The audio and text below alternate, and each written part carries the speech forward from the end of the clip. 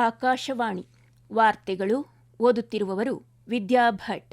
ಮುಖ್ಯಾಂಶಗಳು: ಮಾನವ ಕಲ್ಯಾಣಕ್ಕಾಗಿ ತಾಂತ್ರಿಕ ಅಭಿವೃದ್ಧಿಯನ್ನು ಬಳಸಬೇಕು, ವಿದ್ಯಾರ್ಥಿಗಳಿಗೆ ರಾಷ್ಟ್ರಪತಿ ಕರೆ. ಸಶಸ್ತ್ರ ಪಡೆಗಳ ಸಾಮರ್ಥ್ಯವನ್ನು ಹೆಚ್ಚಿಸಲು 79,000 ಕೋಟಿ ರೂಪಾಯಿಗಳ ಪ್ರಸ್ತಾವನೆಗಳನ್ನು ಅನುಮೋದಿಸಿದ ರಕ್ಷಣಾ ಸಚಿವಾಲಯ. ಅಸ್ಸಾಂ ಸೇರಿದಂತೆ ಈಶಾನ್ಯ ಭಾರತದಲ್ಲಿ ಶಾಂತಿ ಸ್ಥಾಪಿಸಿ ಅಭಿವೃದ್ಧಿ ವೇಗಗೊಳಿಸುವಲ್ಲಿ ಕೇಂದ್ರ ಸರ್ಕಾರ ಯಶಸ್ವಿ, ಸಚಿವ ಅಮಿತ್ ಶಾ.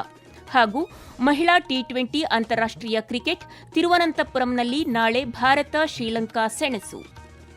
ವಾರ್ತೆಗಳ ವಿವರ. ದೇಶವು ತ್ಯಾಜ್ಯ ನಿರ್ವಹಣೆ ಮತ್ತು ಸುಸ್ಥಿರತೆಯಂತಹ ಸವಾಲುಗಳನ್ನು ಎದುರಿಸುತ್ತಿದೆ. ಇದಕ್ಕೆ ತಾಂತ್ರಿಕ ಪರಿಣತಿಯ ಜೊತೆಗೆ ಸಾಮಾಜಿಕ ಮತ್ತು ಆರ್ಥಿಕ ದೃಷ್ಟಿಕೋನಗಳು ಬೇಕಾಗುತ್ತವೆ ಎಂದು ರಾಷ್ಟ್ರಪತಿ ದ್ರೌಪದಿ ಮುರ್ಮು ಹೇಳಿದ್ದಾರೆ. ಜಮ್ಷೆಡ್ಪುರದ ರಾಷ್ಟ್ರೀಯ ತಂತ್ರಜ್ಞಾನ ಸಂಸ್ಥೆಯ 15ನೇ ಘಟಿಕೋತ್ಸವ ಕಾರ್ಯಕ್ರಮದಲ್ಲಿ ಅವರು ಮುಖ್ಯ ಅತಿಥಿಯಾಗಿ ಭಾಗವಹಿಸಿ ಮಾತನಾಡಿದರು. ಮಾನವ ಕಲ್ಯಾಣಕ್ಕಾಗಿ ತಾಂತ್ರಿಕ ಅಭಿವೃದ್ಧಿಯನ್ನು ಬಳಸುವಂತೆ ರಾಷ್ಟ್ರಪತಿಗಳು ವಿದ್ಯಾರ್ಥಿಗಳನ್ನು ಒತ್ತಾಯಿಸಿದರು. ಶಿಕ್ಷಣ ಸಂಸ್ಥೆಗಳನ್ನು ಶ್ರೇಯಾಂಕಗಳ ಮೂಲಕ ಮಾತ್ರವಲ್ಲದೆ ಸಮಾಜಕ್ಕೆ ಅವುಗಳು ನೀಡಿದ ಕೊಡುಗೆಯ ಮೂಲಕವೂ ಮೌಲ್ಯಮಾಪನ ಮಾಡಬೇಕು.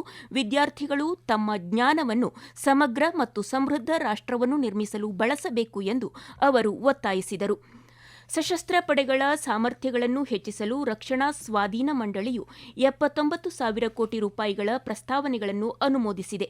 ನವದೆಹಲಿಯಲ್ಲಿಂದು ನಡೆದ ಈ ಸಭೆಯ ಅಧ್ಯಕ್ಷತೆ ವಹಿಸಿ ಮಾತನಾಡಿದ ರಕ್ಷಣಾ ಸಚಿವ ರಾಜನಾಥ್ ಸಿಂಗ್, 3 ಸೇವೆಗಳ ಈ ಪ್ರಸ್ತಾವನೆಗಳಿಗೆ ಅಗತ್ಯತೆಯ ಸ್ವೀಕಾರವನ್ನು ಅನುಮೋದಿಸಿದರು.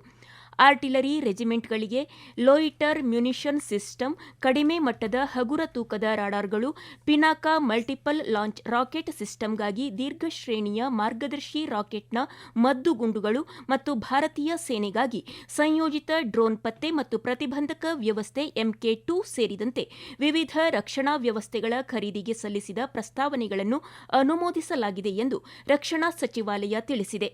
ಯುದ್ಧ ತಂತ್ರದ ಗುರಿಗಳ ನಿಖರವಾದ ದಾಳಿಗೆ ಲೋಯಿಟರ್ ಮ್ಯುನಿಷನ್ ಅನ್ನು ಬಳಸಲಾಗುತ್ತದೆ. ಆದರೆ ಕಡಿಮೆ ಮಟ್ಟದ ಹಗುರ ತೂಕದ ರಾಡಾರ್ಗಳು ಸಣ್ಣ ಗಾತ್ರದ, ಕಡಿಮೆ ಎತ್ತರದಲ್ಲಿ ಹಾರುವ ಮಾನವರಹಿತ ವೈಮಾನಿಕ ವ್ಯವಸ್ಥೆಗಳನ್ನು ಪತ್ತೆ ಮಾಡಿ ಟ್ರ್ಯಾಕ್ ಮಾಡುತ್ತದೆ.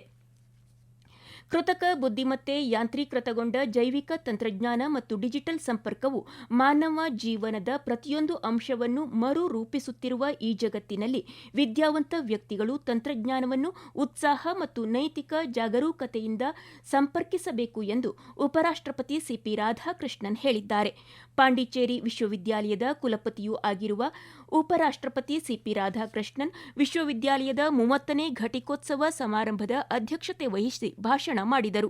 ರಾಷ್ಟ್ರೀಯ ಶಿಕ್ಷಣ ನೀತಿ 2020ರ ರಾಯಭಾರಿಗಳಾಗಲು ಮತ್ತು ಅದರ ವಿಚಾರಣೆ, ನಾವೀನ್ಯತೆ ಹಾಗೂ ಅಂತರ್ಗತ ಶ್ರೇಷ್ಠತೆಯ ಮನೋಭಾವವನ್ನು ಮುಂದುವರಿಸುವಂತೆ ಅವರು ಪದವೀಧರರನ್ನು ಒತ್ತಾಯಿಸಿದರು.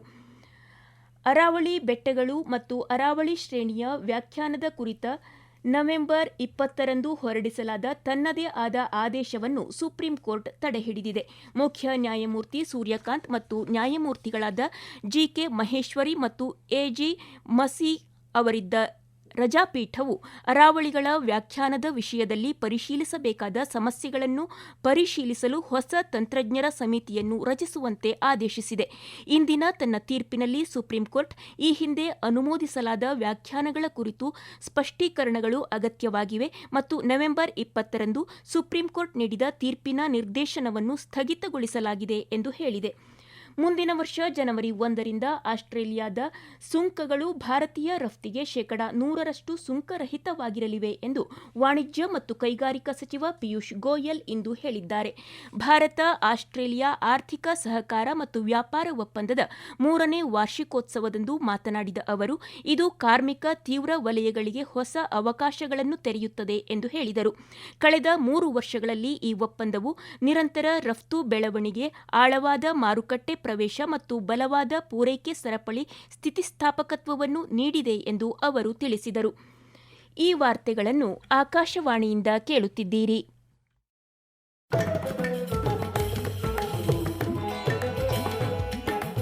ನಮ್ಮ ಎಲ್ಲಾ ರಾಷ್ಟ್ರೀಯ ವಾರ್ತೆಗಳು ಹಾಗೂ ಪ್ರದೇಶ ಸಮಾಚಾರ ಈಗ ಆಕಾಶವಾಣಿ ನ್ಯೂಸ್ ಕನ್ನಡ ಯೂಟ್ಯೂಬ್ ಚಾನೆಲ್ನಲ್ಲಿ ಲಭ್ಯ. ನಮ್ಮ ಎಕ್ಸ್ ಖಾತೆ ಮತ್ತು ಇನ್ಸ್ಟಾಗ್ರಾಂ ಖಾತೆ ಆಕಾಶವಾಣಿ ನ್ಯೂಸ್ ಕನ್ನಡ.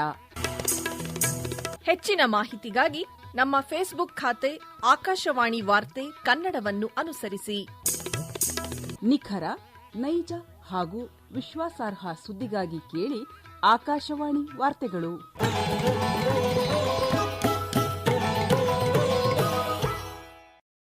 2017 ಉನ್ನಾವೋ ಅತ್ಯಾಚಾರ ಪ್ರಕರಣದಲ್ಲಿ ಉಚ್ಚಾಟಿತ ಬಿಜೆಪಿ ನಾಯಕ ಕುಲದೀಪ್ ಸಿಂಗ್ ಸೆಂಗಾರ್ ಅವರ ಜೀವಾವಧಿ ಶಿಕ್ಷೆಯನ್ನು ಅಮಾನತುಗೊಳಿಸಿದ ದೆಹಲಿ ಹೈಕೋರ್ಟ್ ಆದೇಶವನ್ನು ಸುಪ್ರೀಂಕೋರ್ಟ್ ಇಂದು ತಡೆಹಿಡಿದಿದೆ.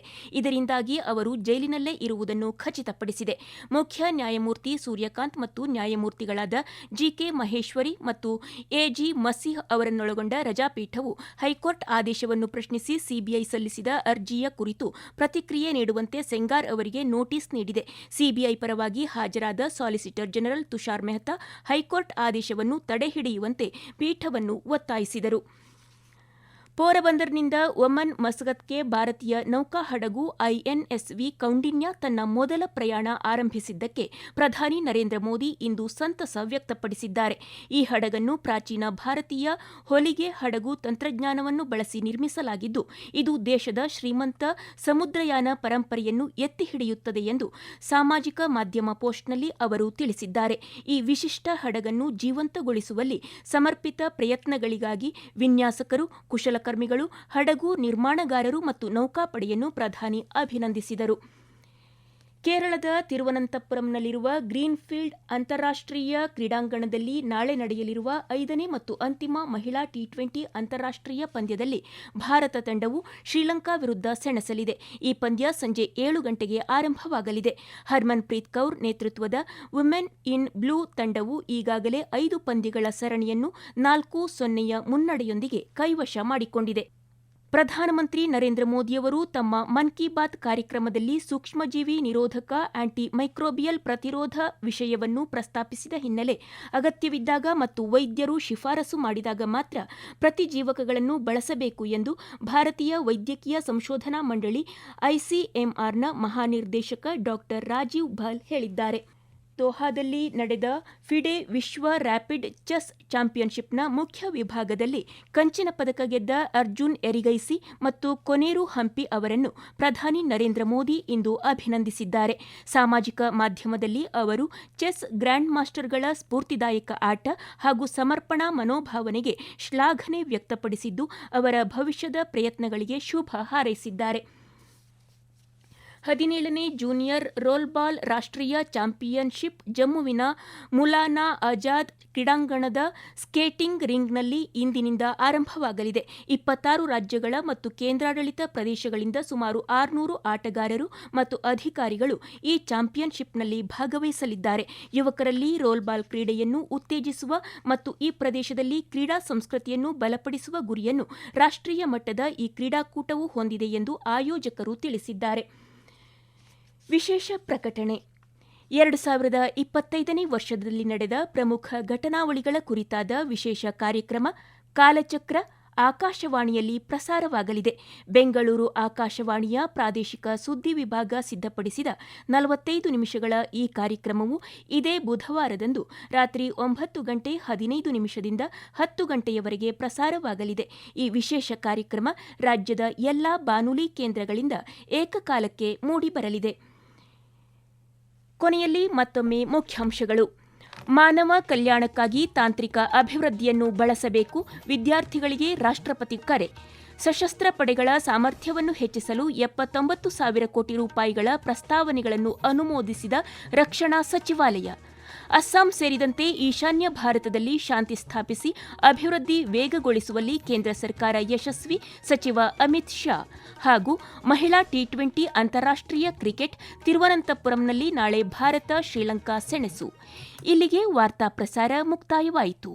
ನಮ್ಮ ಮುಂದಿನ ವಾರ್ತಾ ಪ್ರಸಾರ ನಾಳೆ ಬೆಳಿಗ್ಗೆ 7:05